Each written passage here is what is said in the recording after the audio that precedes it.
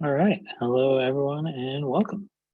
This is the 197th Governance and Risk Call here at MakerDAO. My name is Peyton. I go by Pros11 online, and I am the governance facilitator for Maker. I'm joined live by a bunch of awesome people who are both interested in and working for the Maker protocol. If you're watching this on a recording, hello, thanks for catching up with us. Before we get into things, we will go over a quick couple ground rules. Main thing is, like I said, this is recording, so let's try not to speak over one another. If you have something you'd like to add to the conversation, maybe you wish to hop in right after the speaker finishes, you can utilize the raise hand function for Zoom. That'll be under your reactions. If you're unable or otherwise unwilling to use the mic, feel free to drop your question in chat. I'm more than happy to read it off at an appropriate time. But like with that all said, it is an open meeting. We encourage you to ask questions, give your commentary, and join in on the collaboration. So that should cover us for ground rules. Let's get to the agenda. As usual, we'll start with our governance roundup. That we cover the latest votes, maker improvement proposals, and what's going on in the forum. We have no initiative updates or set discussion topic today. So once we get through those updates, we will kind of open up the mic to anyone to see if there are some topics we'd like to discuss. I know it also has been a meeting heavy week. So if we do want to keep it shorter, that's fine too. But there's also plenty we could discuss as well. So without further ado, we'll hop right into it and see what today looks like. All right, on the polls in, we only had one poll ending, so I thought I'd share the breakdown of that. That was on asset allocation for MIP 65, the Clydesdale MIP, with the US Treasuries 80% and corporate bond 20% option being pretty heavily favored there.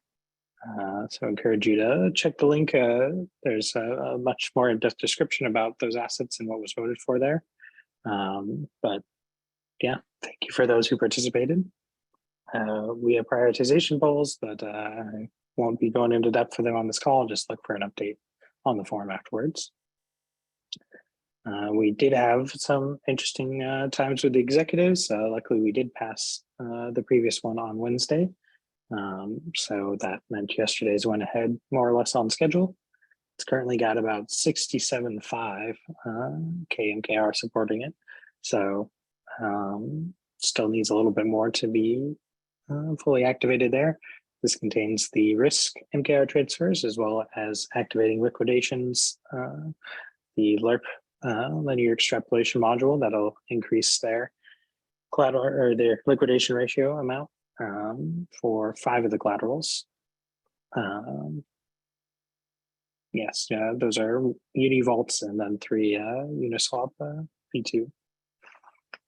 Next week's executive, you can expect more core unit budget transfers and streams. There's also a keeper stream for the proposed keeper network and delegate compensation. Awesome, that should do it on my end. I will go ahead and get to Pablo with the MIPs update. Take it away, Pablo. Yep, thank you, Peyton. And hello, everyone. Pablo here. So June ratification polls closed on Monday. Out of the 11 ratification polls we had, 6 got accepted. So we're going to do a very quick recap of the outcomes, starting with MIP 75. Task forces and its child sub-proposal for onboarding what would have been the first task force, the growth task force. Both were rejected. We also had MIP 74, permissionless open market operations, ratified with 59% of the votes.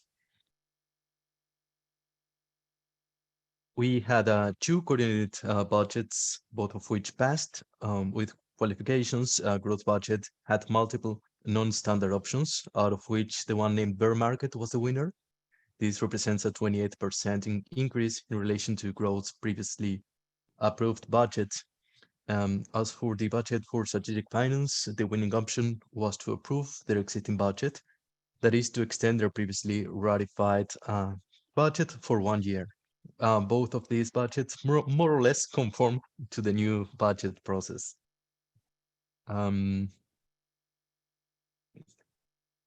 Yes, we had two coordinate facilitator onboardings or attempts at onboarding, one for Psychonaut for the immune file security coordinate, which was rejected, leaving that coordinate with Travin as its sole facilitator, and one for Tadeo for the data insights coordinate, which was accepted. So Tadeo is succeeding ex-facilitator Tomasz, who stepped down voluntarily. We had a proposal set onboarding the landing oversight coordinate. This onboarding was rejected. And next slide, please. Yeah. And so was the Makershire Special Purpose Fund with similar percentages. This special purpose fund was to be supervised partly by the rejected landing oversight coordinate. And finally, the amendment for MIP 16 that updated that MIP to reflect the current executive cadence, and the amendment for the Keeper network got both accepted. That was the 11 ratification polls we had. Now as for proposals in RFC, we'll start with the newest ones. We have Special Purpose Fund. Recognized delegate Kianga Taverington is proposing the creation of a SPF to pay legal fees and expenses to retain her as a full-time interim chief legal officer of MakerDAO for a period of 6 months. We also have two proposals aiming to afford the events core unit. They should be considered as one. The current ratified procedure establishes that a core unit can be afforded if and only if it has no budget and no facilitator.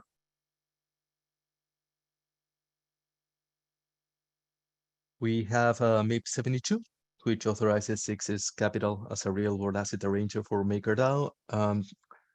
This proposal will not be entered July's governance cycle, in spite of being able to. It's going to remain in RFC for some time now, and the author is actively asking the community to please get involved and provide feedback. There might be a Know Your MIP call forthcoming for this MIP. And actually, this is the only proposal that is going to be formally submitted for the July governance cycle. Patrick J has submitted a proposal to become a facilitator for GovAlpha.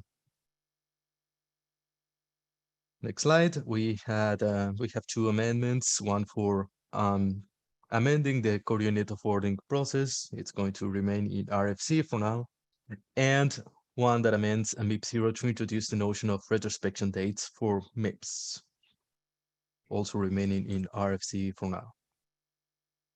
And finally, for important dates, Wednesday, July 6th is the last day to submit proposals that will be eligible to enter the August governance cycle. And the formal submission window for July, the loneliest formal submission window I think that we've ever had, will open on Monday. And that's it from me. Thank you very much. Much appreciated, Pablo. And good shout out to those who are looking to submit to make sure to do that before next Wednesday if you want the proposals to be considered for August. All right. Well, that should bring us to our forum updates, and I'll kick over to Artem himself. Yep. I wanted to post a link, but I'm afraid that it will actually mess up the screen sharing. But besides that, there's a quick update to the forum at a glance. We've actually now pinned it as a continuous thread to essentially make it easier to find and more navigatable. So hopefully that works out. If anyone has any feedback on that, just let us know. And we'll get started with the forum recap, this time for the week of June 23rd to the 29th, and we'll begin with announcements. And first up, we have Rune, who submitted a post that announced the agenda for both yesterday's and today's calls, the Decentralized Voter Committee endgame calls. And yesterday, June 29th's call discussed the DVC concept, renaming those concepts, some focus objectives for core units, and additionally, Collateral Engineering Services also presented the current state of collateral onboarding and their opinions on priorities and focus objectives. Now, the call recording for yesterday's call is available on YouTube right now. And also Robert's slide deck from that call is available on the Forum at a Glance post that was posted today. And today's call will also the recording will also be up in a bit. And today's call just ended recently. It focused on synthetic assets, decentralized front end, tokenomics modeling of the Singularity engine, and some more stuff. So yeah, the call will be up soon, so check it out if you missed it. And next up, we have some sad news that MakerMan will be stepping down as a delegate to focus on writing a white paper for a personal project of his. And let's wish him the best of luck, and hopefully we will still see him around in the Maker community. And alongside of this, we have 𝘠𝘱𝘴, who also announced that he will be stepping down, but he will be stepping down from his position as a member of the Growth Core unit in order to focus more time as a recognized delegate, minimizing conflicts of interest, and also lightening the load for the Growth Core unit budget. And with this, the Growth team is looking for a replacement. So if you're interested, contact either 𝘠𝘱𝘴, Jos, I might be mispronouncing the name, and then Nadia from Growth. And next up, we're welcoming our new recognized delegate, PVL, who has been involved in the space for over 7 years now. PVL wants to utilize their experience in machine learning, TradeFi, financial consulting, and DeFi to help improve the protocol. And his platform also presents some interesting points worth checking out. There's a Meet Your Delegate call scheduled with PVL that will take place on July 7th at 3 p.m. UTC. Now we're moving on to our top discussions. And first up, with the help of many contributors, recognized delegate Hasu submitted a post outlining a series of governance changes to address many issues that MakerDAO may be currently facing. And while he does believe that the endgame plan consists of many good ideas, he wants to provide an alternative for the sake of competition. And Hasu promotes discussion to find solutions to two issues that he proposed, which are 1, Maker's identity crisis, and 2, Maker's governance crisis. And his proposal for solving these issues also come with 2 proposals. 1 is creating a constitution, and 2 is establishing a council of makers. And this, we actually had a call on this today earlier, and it was a very engaging call. It was held earlier at 1700 UTC, and the call, it says it's available, but it's about to be available soon once it's posted up. So it will be available later today. So check that out if you missed it. And next up, we have Psychonaut, who submits an informal poll that aims to gather community sentiment on how to adjust the governance security model pause delay, which is designed to give MKR holders the chance to renew all earmarked changes to the Maker protocol before these changes are actually enacted. And there are both pros and cons to having either a shorter or longer GSM, which are presented in the post. And in conclusion, Psychonaut proposes 6 different delay periods and asks the community to vote on which they believe is the most appropriate. And next up, TrueMaker submits an informal poll seeking to gather interest in ideas that the DAO should test in order to help incentivize DAI borrowing for new wallets. And TrueMaker proposes 4 options, which the community can vote on. Additionally, he provides the opportunity for anyone to propose their own idea in the comments. And there already have been some feedback and some comments, so worth checking that out and getting involved. And we're going to move on to our signal requests. We currently have 1 signal request that's active and 2 that ended today. And first up, we have signal request by ADCV. And from last week's governance and risk call, which dove into cash flow forecast, and it was followed also by discussion on various scenarios on calculating Maker's runway in case we do become unprofitable for a period of time. In response to this discussion that happened, ADCV of Strategic Finance is asking whether MKR holders should be able to guide targets for bear market expense cuts through on-chain polls. And if so, he presents how this on-chain poll would be framed. He also breaks down what operating numbers would be involved in these decisions. And in conclusion, asks whether ask the community whether MKR holders should be able to select a target level of recurring net protocol income profitability to guide budget cuts. Now, the vote ended today with the vote breakdown at 54% abstaining and 31% supporting this decision, 31% supporting the decision, which was the winning vote. And yeah. And next up, we have Junebug, who submitted a signal to gauge community sentiment about LPing the Aave and ENS tokens that are currently sitting in the treasury. And we're holding about 46,000 ENS tokens and 1,500 Aave tokens. And Junebug proposes that we do something with these tokens, such as LP them with an equivalent amount of Ethereum. And a breakdown of this proposal is available in the signal request. But in conclusion, he asks for both tokens, for both ENS and Aave tokens, whether the community would like to LP them or keep everything as is. Now, the signal request, I believe, ended with the final votes being to keep everything as is for both tokens. And for our final signal request, Andrew Bourbon submits an urgent request to expedite the MIP6 and PSM launch for Binance USD to help diversify DAI's collateral backing. And he states that Maker currently holds a majority of exposure to USDC, which introduces the risk that our entire collateral base may be subject to default if something were to happen to Circle. And in response to this risk, Bourbon is asking the community to immediately onboard BUSD as collateral, which will be used as a temporary alternative in an effort to phase out USDC, or at least diversify the risk of collaterals defaulting. And I do want to note that I'm not sure if this is going to go this way, but Andrew may have to create a new request using the MIP6 collateral application template, but not 100% sure. So keep an eye on that. And this signal ends July 9th. And that's it. There is definitely a lot more in the forum at a glance. There's actually been a crazy week. So for all of the other announcements and discussions going on, check it out. There's like a handful. And that's it from my end. Awesome. Thanks, Gardner. We appreciate it. And yeah, I did note there is always more in the written version. So like Chris, you mentioned your posts on the USDC PSM that is highlighted in there, and a bunch of other goodies as well. So thanks for putting that together, Adam. And encourage everyone to go check it out. Cool. So today we do not have a planned discussion topic or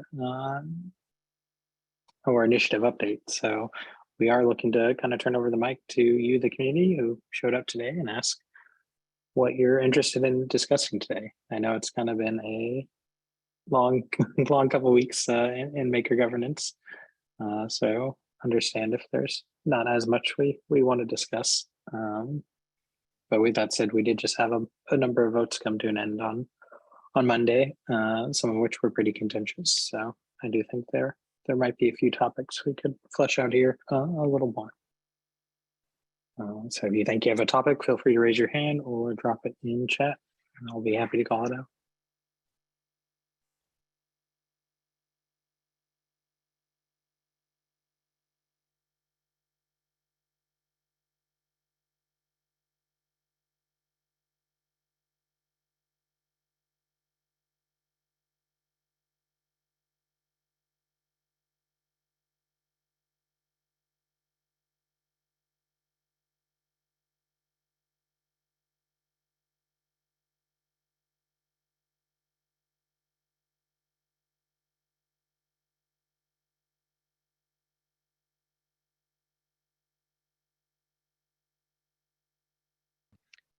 Just on what we were just typing about, that thread got interesting the past couple hours.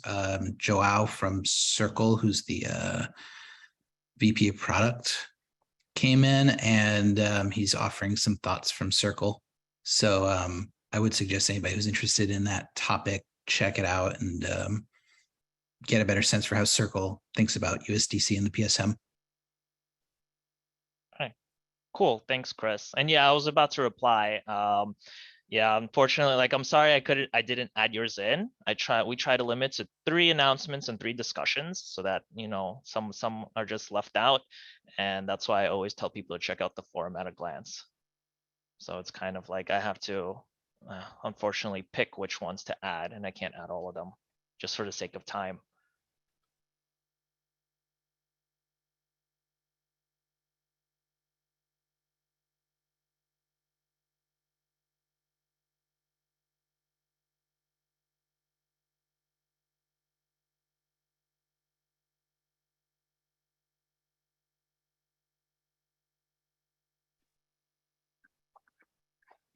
We're obviously a number of calls today, so some people might be feeling zoomed out, but we also did talk about a lot of different governance structures and different ways to allocate work at the DAO. So that is, you know, some potential topics there. Josh, just maybe a moment of silence for fallen CeFi brethren.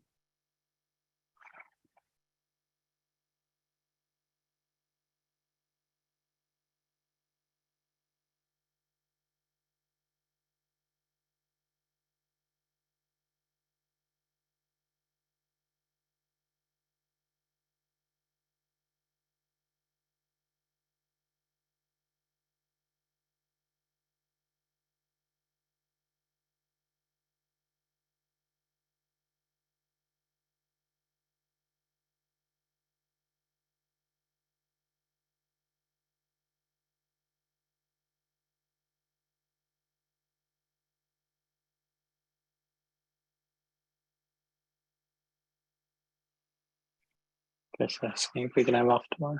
Yeah, I think people have definitely earned a sleep in at the very least.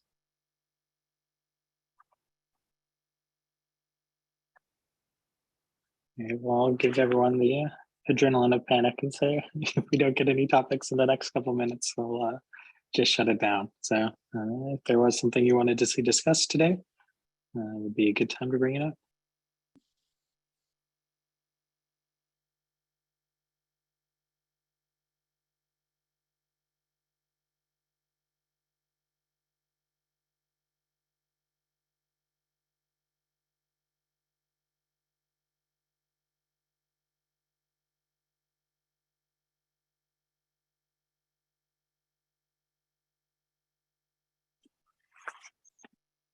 Oh, I have a quick question. Then Valerie, I saw your comment in the chat about strategies. What's happening with the with Welter's initiative? The I forget now the name of it. Resiliency.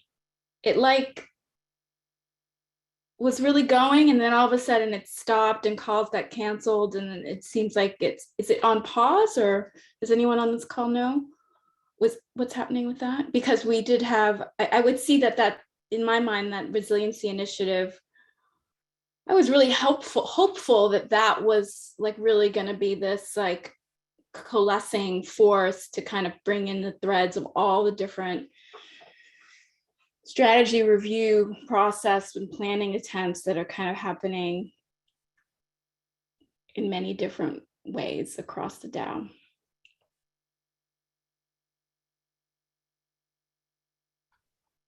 And I don't see Ladder here. I can give the update that I know of, which was just that they had taken some time off just to allow kind of Rune and the other calls to take place. They largely. I thought that was going to be a parallel, that it was like separate and not dependent on anyone else's process, but it was.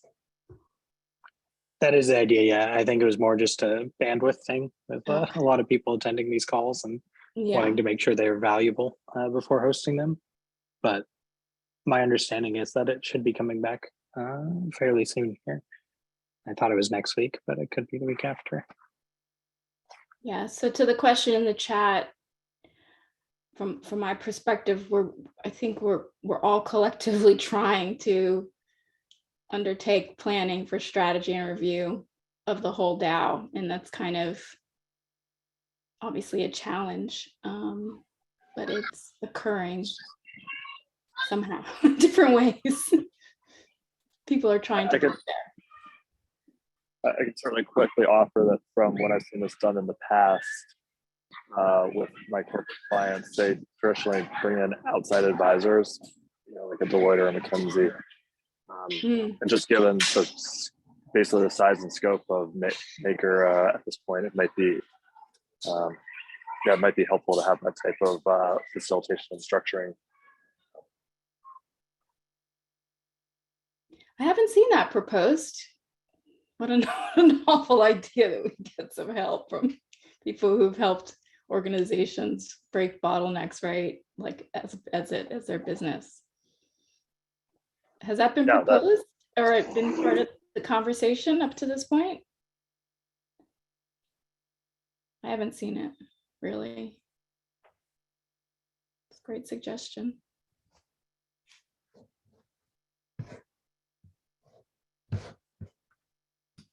I agree.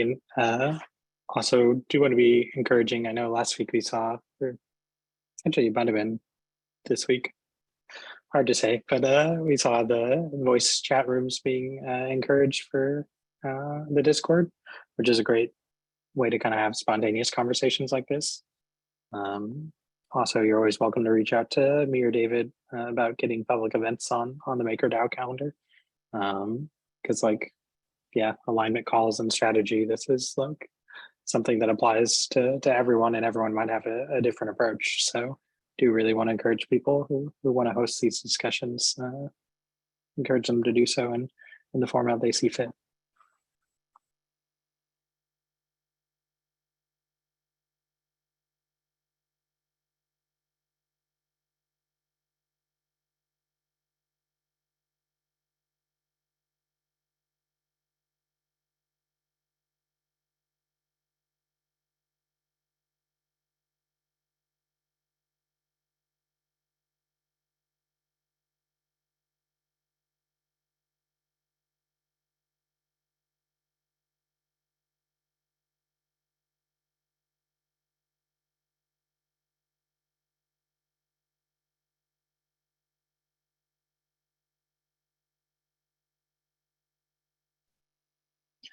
All right, I'll do a final call for topics, questions, comments before we conclude the world's shortest GNR call.